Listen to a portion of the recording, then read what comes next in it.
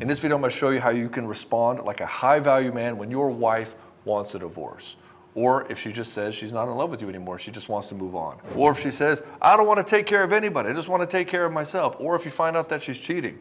Like, how do you walk through this and navigate this with some self-dignity and some self-respect? Most men don't do this at all. They go way into the deep pit of despair and they think, oh, I'm a failure. Oh, what about my kids or the finances, my retirement? What about the future we had together? And yeah, it's devastating. I went through it back in 2015. I get it. It's the most excruciating experience of your life. But if you go forward in a way where you're chasing after her and you lose all your own self-respect by you're trying to get back to with somebody who doesn't really value you or care about you that much, and maybe you created this situation, maybe you were absent in this whole place, maybe you abdicated leadership, but either way, if you go and you start chasing after her, then it's going to make things worse. And guys chase after their woman in two ways. One, he acts like a big baby. He's like bleeding, crying, asking for her to go to counseling. Baby, it hurts so much. Look what you're doing to the kids. Oh. And he loses his mind, and he hopes that he can elicit some empathy from her, or maybe some sympathy, to have her reconsider being with him. But I can guarantee you no woman ever got with a guy because he cried too much. Or maybe you acted like a bastard. So you were like, I'm going to threaten her. I'm going to tell her she can't live without me. She hasn't worked in 15 years. How is she going to live on her own? And you threaten her. And you tell her that she can't live without you, or whatever it happens to be, to try to get her back on her heel. Maybe you shame her and guilt her. Maybe you start talking to her family. Maybe you talk badly about her in front of the children. And either of these places that guys come from, either he's a baby or he's a bastard, he ends up ensuring the end of his relationship. And he's coming off as a very weak guy. There's no magnanimity here in this situation. He's not being an example for his children. He's showing his kids how to react emotionally, how to fall apart when his wife, or fall apart during adversity. And this is one of the reasons why she doesn't want to be with you. And so instead of de-escalating the conflict, instead of trying to figure out what's going wrong, instead of being present, being calm with yourself and thinking critically, he ends up reacting emotionally. High-value men do not react emotionally. They control themselves. They understand what's at stake. They can control how they're going to respond. They may still be tore up inside, but they're not going to express it in a way that's toxic to their family because they're freaking the fuck out.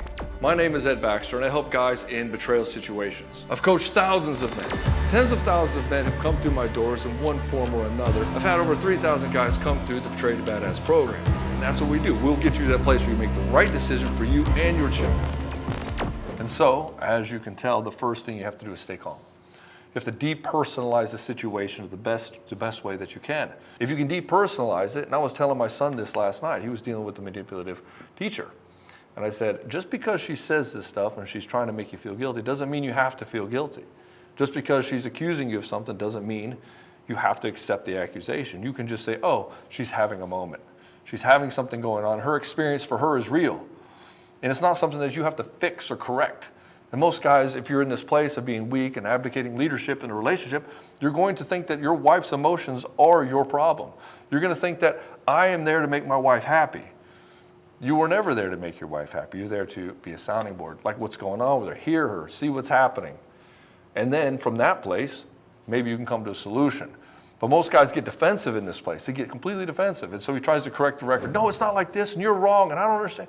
And then it escalates because on her end, she's like, he's not really hearing me. He's not really feeling me. And so I'll have to say it in a different way so he gets it. Then he goes back into correcting the record by getting defensive. And then she escalates again, and it spins the fuck out. And then you start yelling in front of your kids, throwing shit, maybe even get the police called on you.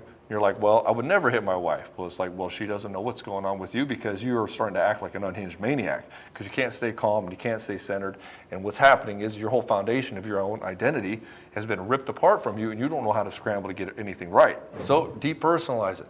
Let her talk. Let her say what she has to say. And when she says it, you don't have to give a response other than, I get it, I see, I understand. You could even add in a little bit more of like agree and amplify, which is, I get it. Yeah, if I had to deal with that, I'd probably want to leave me as well. I'm not saying that you should admit to things you didn't do wrong, but at the same time, if you can convey to her that you can understand her situation without trying to correct the record and get defensive, it would go a long way into actually having a first critical conversation towards some sort of a productive management of your situation. And so how do you get into this place? Lack of leadership. Okay, let's define leadership.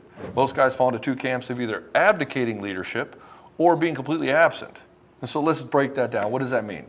So if you're abdicating leadership, this means you're asking your wife to lead.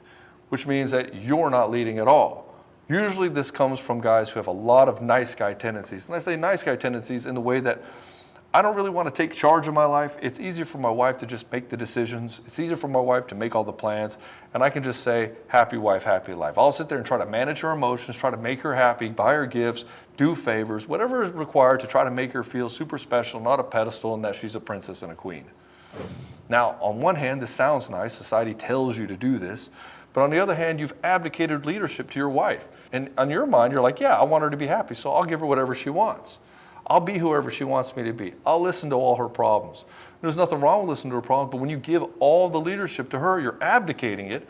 Then from her perspective, she can't feel safe. And if she doesn't feel safe in the relationship because you're not the one leading, then she's going to lash out in dysfunctional ways because she's expecting you to lead. And there's nothing more frustrating for a woman, for a guy who cannot make a decision, cannot make a strong opinion and plant his flag and say, this is who I am and this is what I want. This is why like couples have this problem with, well, where do you want to go for dinner? Well, I don't know, and I don't know, and it turns into this big fight because she's getting frustrated because she's like, motherfucker, just make a decision. But she can't tell you that because if you're over here on this nice guy place, you probably get your feelings hurt by your wife really easily. So now, not only is she frustrated that you won't make a decision, she can't tell you how frustrated she is because she has to worry about your emotional state. Just to worry about how you're going to feel and what's going to happen. Oh, you always just get so mad at me. You go in from baby to Baxter. There's no middle ground here. You can't just depersonalize the situation and say, okay, what's really going on here? What's going on? Like, why is she so upset? And how am I contributing to this? Most guys can't do that. They react because they take everything personally. She must not find me attractive because she doesn't want to have sex. It's like, dude, I think she's just upset because you can't. She's just frustrated with you. Like, you getting upset about this and not actually addressing the situation is the problem. Her having to manage your emotions on top of her frustration is the problem. Or you're in the other camp of being absent. Absent's the guy who's never around. He's always working on his business, never around for the kids, never around for her, and he's just gone. And so there is no leadership from him, and he's not like abdicating leadership to her, she's just in a vacuum. And so what she does, she starts taking over everything. In both of these cases, these women, your wives will be dealing with one or two situations, both most likely, which is she's in overdrive all the time. Because she's in overdrive all the time, she's overwhelmed. And in this place of overdrive and overwhelm, she's having to take the masculine role in the relationship, which is the leadership role, and she's exhausted. She never gets this time to just sit back and be able to be in this playful energy of the feminine. It's just never a place. It's not allowed. Why? Because there's always an endless demand. When her baby is born, the endless to-do list comes to fruition. And you probably know you can't remove the endless to-do list. But what you can do is if you are a leader in the relationship, then things are handled in the context and container for how things are being run in the house. How do we talk to each other? How are things met with the chores? How are things done with the duties around the house? How are the kids managed? How are the kids parented? And so you, being the leader, will manage that. How is it supposed to be done? Most wives are fine to do with whatever as long as the guy is willing to say, yeah, this is how it's done and this is how we should do it. She's like, cool, I don't have to think about how it's done. I don't have to come up with a plan for everybody. I just follow and execute. And that helps her immensely because that kind of brain power is not necessarily the thing she wants to do. She's like, okay, I actually have a partner in this. I'm not just here by myself coming up with all the plans and figuring out how to do everything. He's actually engaged. He can feel me. He sees what's happening. Whenever he says, hey, we should do it this way, she's like, I'm in full agreement because I think that's how we should do it too. It didn't come into my conscious awareness until he brought it up and said, hey, we should do it this way. And she's like, yeah, I can follow that. Most women will tell you, if you're leading effectively, she'll just automatically fall into your frame and she won't even notice it. And she'll just be happy about it. She won't feel like you're controlling. She won't feel like you're forcing anything because you're not. And when you are doing either one of these two things, by abdicating the leadership or being completely absent, the nitpicking starts. The dysfunction starts. All these things start coming at you. And she's coming at you this way because, think about it this way. If you have a dog and you have a slippery floor and the dog walks through the slippery floor all the time, freaks the fuck out and slips and hurts himself, from that point on, what the dog does is he starts to put his claws out to try to gain traction. And by trying to gain traction, the dog just fucks himself up even more. And it's the same thing with your wife. When you abdicate leadership, she feels unsafe and her claws come out to try to grab onto something, and it comes out in dysfunctional ways like giving you belittling comments, telling you you're not enough, sarcasm, shame, guilt, manipulation. Now, I'm not saying that You are responsible for her acting like this, but what I'm saying is you're contributing to this problem because she's unsafe and so her claws are coming out trying to find some solid ground. And when she's in this place for too long, she starts to lose respect for you. And if she loses respect for you, she cannot be attracted to you. Why? Think of respect as a box. I like a green box. And the passion is, or the attraction is the red inside the container of the green. And if you don't have the respect going on, then the passion is going to fly out. If there has no container for the respect, there's no container for the passion to actually reside. And this is why you'll get hot and cold behavior from a woman. One minute she's really into you, and the next minute she's not. Because there's nothing to contain the passion in the relationship because she doesn't respect you. If she respects you, then she can maintain her attraction for you. And so for all the guys that come into the Broken to Badass program, we have to make all these points to them. And the first part of this is how do I save my marriage, or how do I move on as fast as possible so that I can find somebody else even better? And it is, you can't work on the relationship directly. Because if you work on your relationship directly, you try to work on saving it, you're trying to do whatever it is she wants, you just fall back into the nice guy behavior. You just fall back into the nice guy frame, the abdicating leadership frame. I'll do whatever it takes to get you back. This doesn't engender self-respect. And so you have to shift the focus 100% on you and how you're operating as a man and how you're operating in your leadership capacity in your life, at your work, in your own personal life, like going to the gym, in your body, in your business, in how you have your relationship with God, and within your family. And then as doing this marriage is saved as a secondary function. It's hard for guys to wrap their mind around this. They're like, no, I came here because I want to save my fucking marriage. It's like, cool, bro, let's save you first. Let's figure out what's going on with you so that you can actually lead yourself in your life, and then you have some sort of hope for leading your relationship and leading your family. Because right now, you can't even lead yourself out of a fucking box. And you want to try to lead your wife and you're trying to leverage tactics and stuff, this is why these other programs don't work. Because all these guys are trying to work on tactics to get the attraction going for your wife.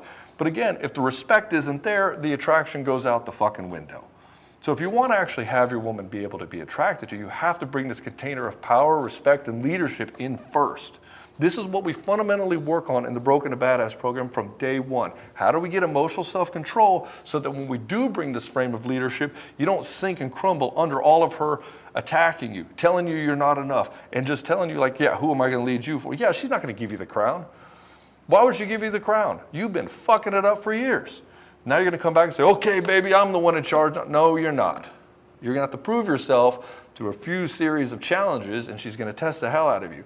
And if you can't gain her respect on this, you can forget about attraction. This is why when you come in and you try to work on these attraction tactics, you say, how do I seduce my wife?